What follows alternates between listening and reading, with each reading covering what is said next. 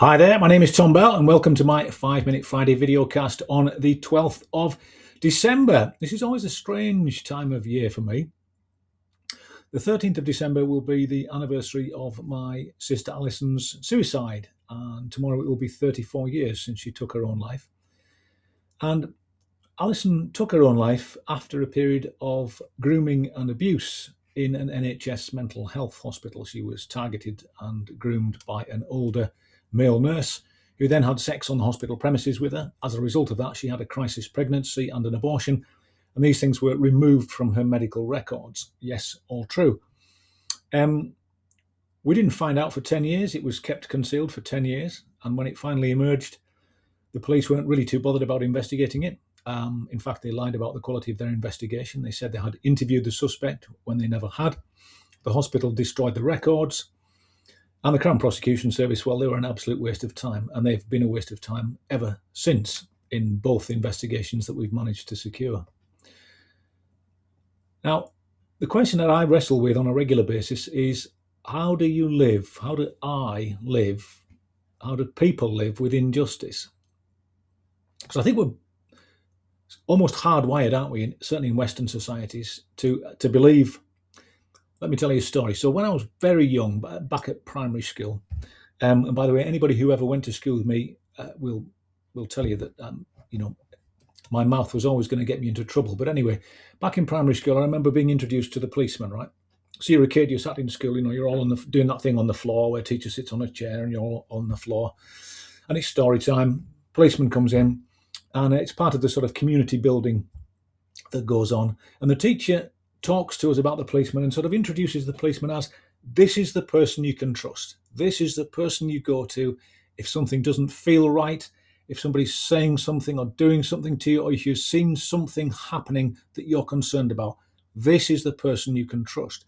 And there's this sense, isn't there, that you're brought up, certainly my generation was brought up on this diet of justice will prevail, the good will out, right will eventually come, things will happen in a just way eventually.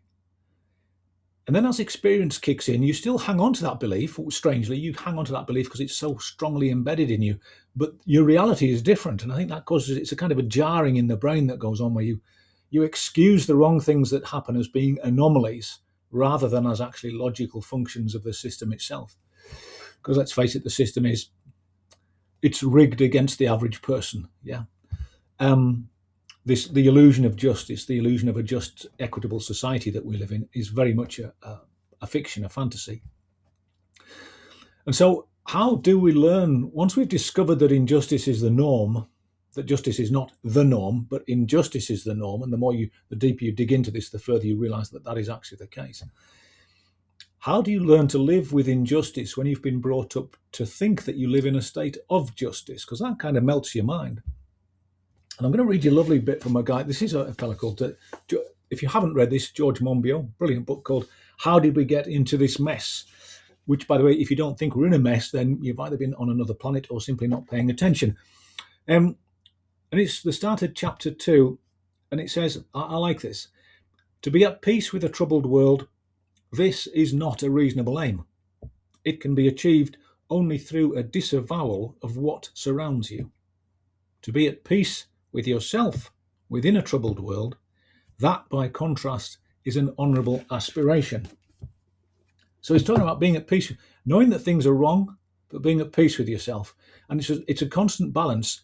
And I find this trying to live with injustice in the knowledge that it occurs, but actually not letting that rob you of the wonder of life. So still seeing that sunset, still looking at people with wonder, still seeing the things that surround us and seeing really what an incredible world we live in. Sure, people's behaviour can spoil it, but it's a difficult balance to walk, I've got to be honest with you, and I don't think I've found the answers yet, but there are two concepts that I'd like to knock on the head firmly. One is the notion of karma. It looks like we're going to exceed the 5 minutes, so forgive me, but one is the notion of karma. If karma is actually a bitch, then it's only because she's so unreliable. Yeah, karma's lazy thinking. Karma says, "Oh well, I'll just let things happen because somebody will receive karma in the afterlife or whatever it might be." And the other thing is that I'd love to knock on the head is that things happen for a reason. We have this lovely lazy thinking notion that things happen for a reason. The truth of the matter is we find reason in the things that happen.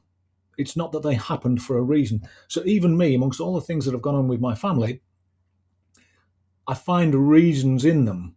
But I'm not going to sit here and say they happened for a reason. That would just be crass. So let's kick karma out as lazy thinking. Let's stop falling back on that. Let's stop continually telling ourselves that things happen for a reason and then walking past all the crap that we see by saying, well, it happened for a reason, yeah. Because it doesn't. And let's learn to live. How do we learn to live? I guess I'm asking you the question. How do we learn to live with injustice? How do you exist at peace with yourself when you know that justice isn't the norm? And I'm not sure. I guess I might be struggling with that for a while now, but we're getting there. We're getting there. As ever, stay safe. Try and have a good weekend. Stay solvent and stay sane if you can. Ciao.